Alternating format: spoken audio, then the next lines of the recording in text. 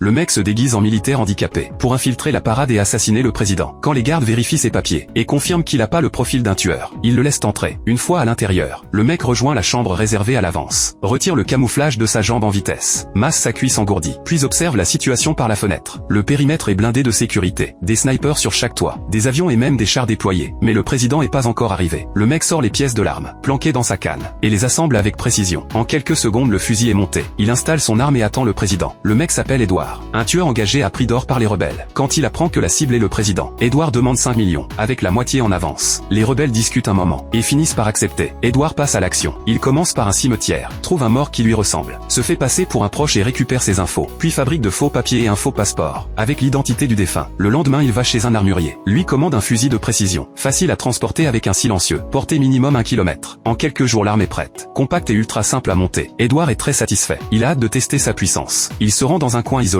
dessine une cible sur une pastèque, et l'accroche à un arbre à 800 mètres. Attache une corde à l'arbre, enroule le fusil dedans. La corde devient un support improvisé. Il vise le centre de la pastèque dans la lunette. Le premier tir est trop décalé. Il sort un tournevis et règle la lunette. Vise à nouveau le centre. La balle dévie encore un peu. Il ajuste légèrement vers la droite. Cette fois, la pastèque explose en plein milieu. Puis il sort une balle perforante, tire la culasse et la charge.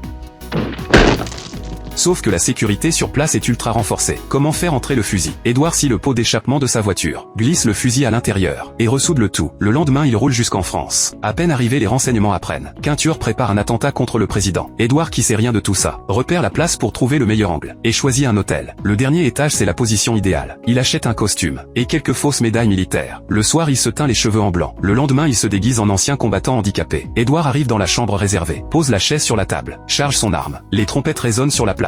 Des blindés envahissent le périmètre. Le président arrive dans un véhicule blindé. La parade commence officiellement. Edward est prêt à tirer à tout moment. C'est là que le chef des renseignements débarque. Il demande aux agents de patrouille si un militaire handicapé a été vu dans le coin. En apprenant la nouvelle, les deux foncent vers l'hôtel. Sauf que le président est déjà dans la lunette. Edward appuie sur la détente sans hésiter. Le président se baisse pile à ce moment et esquive la balle. Au moment où Edward s'apprête à tirer une deuxième fois, le chef et l'agent défoncent la porte. Edward touche le garde du corps. Pendant qu'il change de chargeur, le chef ramasse une arme et abat Edward. La mission se solde par un échec.